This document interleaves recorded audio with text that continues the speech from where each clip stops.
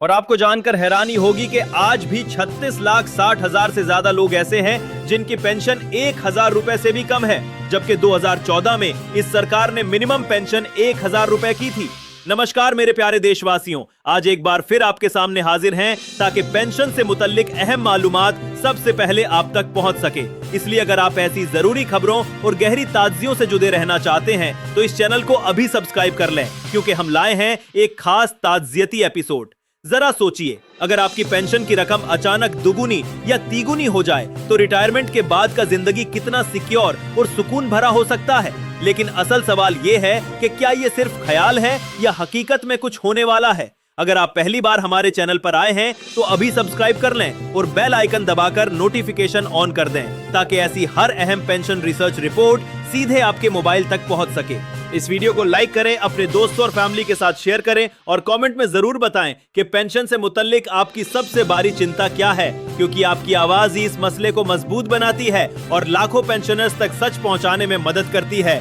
तो बिना वक्त गड़वाए आए आज के इस गहराई से तैयार किए गए एनालिसिस में दाखिल होते हैं, जहां हम उन वायरल खबरों की सच्चाई को परखेंगे जो इन दिनों सोशल मीडिया पर तेजी से फैल रही हैं। साथियों, आज का ये एपिसोड खास तौर पर उन करोड़ों पेंशनर्स के लिए है जो लंबी मुद्दत से इकोनॉमिक सिक्योरिटी की उम्मीद लगाए बैठे हैं।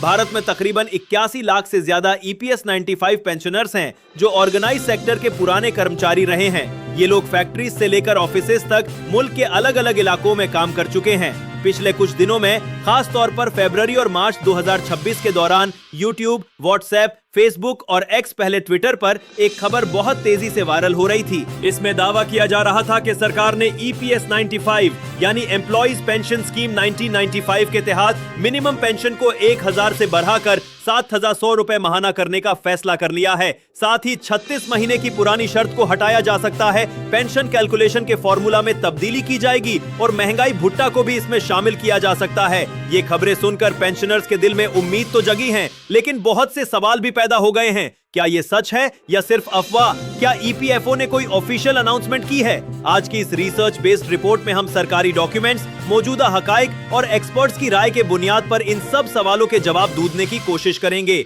इसके लिए हमने EPFO की ऑफिशियल वेबसाइट, संसदीय बहस, अदालतों में चल रहे केसेस और सोशल मीडिया ट्रेंड्स की गहरी जांच की है, ताकि आपके सामने पूरी तस्वीर साफ हो। सबसे पहले ये समझना जरूरी है कि EPS 95 स्कीम असल में क्या है। EPS 95 का पूरा नाम एम्प्लॉइज पेंशन स्कीम 1995 है और ये 16 नवंबर 1995 को शुरू हुई थी। कुछ वायरल पोस्ट में गलत साल लिखा जा रहा है। ये भारत सरकार के श्रम और रोजगार मंत्रालय के तहत EPFO द्वारा चलाई जाने वाली सोशल सिक्योरिटी स्कीम है। इसका मकसद ऑर्गेनाइज सेक्टर के कर्मचारियों को रिटायरमेंट, डिसेबिलिटी या मौत की सूरत में फाइनेंशियल मदद फराहम करना है। लेकिन मसला ये है कि 1995 में शुरू हुई ये स्कीम आज की महंगाई के मुकाबले काफी पीछे रह गई है। EPFO के मुताबिक 2025 तक 65 लाख से ज्यादा पेंशनर्स एक्टिव हैं और इनमें से 40% से ज्यादा लोग मिनिमम पेंशन पर मुहासिर हैं। फिलहाल EPS 95 के तहत मिनिमम पेंशन 1,000 रुपए महाना है, जो 2014 में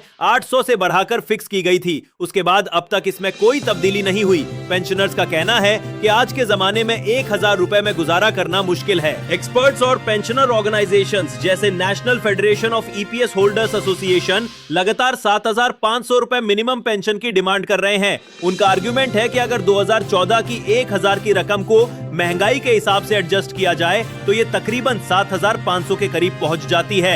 एक रिटायर्ड टेक्सटाइल कर्मचारी रामलाल जी ने अपनी कहानी शेयर करते हुए कहा कि उन्होंने 30 साल फैक्ट्री में मेहनत की, लेकिन आज 1,000 रुपए में पोते की फीस देना भी मुश्किल हो रहा है। अगर 7,500 की पेंशन मिल जाए तो जिंदगी में थोड़ी स्टेबिलिटी आ सकती है। ऐसी लाखों कहानियां हैं जो इस डिमांड को मजबूत करती हैं। ये सिर्फ पैसे का मसला नहीं, बल्कि इज्जत और सम्मान का सवाल है। पेंशनर ऑर्गेनाइजेशंस ने संसद के बाहर प्रोटेस्ट किए हैं, ऑनलाइन पेटिशन शुरू की हैं और अब ये एक बड़ा आंदोलन बन चुका है। सुप्रीम कोर्ट में भी ये मामला चल रहा है। गवर्नमेंट का रुख अभी कॉशियस है और अभी तक कोई ऑफिशियल अनाउंसमेंट नहीं हुई है। तो दोस्तों, ये थी आज की कंप्लीट एनालिसिस।